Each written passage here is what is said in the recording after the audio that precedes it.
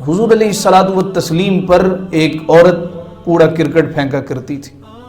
ایک دفعہ وہ کوڑا پھینکنے نہ آئی. آپ صلی اللہ علیہ وسلم نے صحابہ سے فرمایا آؤ اس کے گھر عیادت کو چلتے. اس کے گھر گئے، بیمار تھی.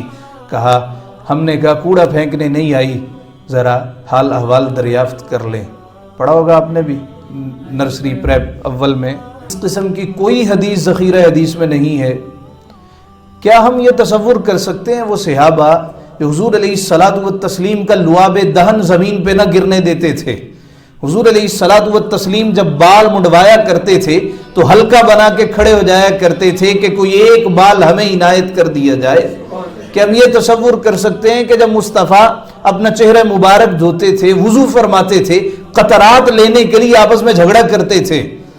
کہ ہم یہ تصور کر سکتے ہیں کہ صلح حدیبیہ کے موقع پر جب سفیر کافروں کی طرف سے آیا اور اس نے عادت کے مطابق اپنا ہاتھ حضور کی داڑھی مبارک کو لگایا تو صحابی رسول نے تلوار بے نیام کر کے ہاتھ کو ماری اور کہا تیرا ہاتھ گندا ہے، میرے مصطفیٰ پاک ہیں. تو یہ گستاخی کر رہا ہے.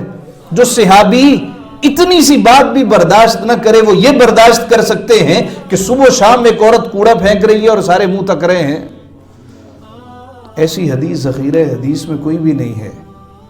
یہ من گھڑت باتیں لوگوں نے حضور سے منسوب کی. اور مصطفیٰ نے فرمایا من کذب علی متعمدا فلیتبوأ مقعدہ من النار.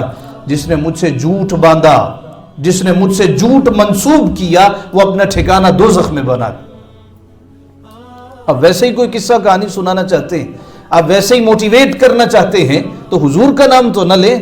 اب ویسے ہی کہہ دیں ایک کہانی ہے، ویسے کہہ دیں ایک قصہ ہے. آپ کہہ رہے ہیں مصطفیٰ کا فرمان ہے.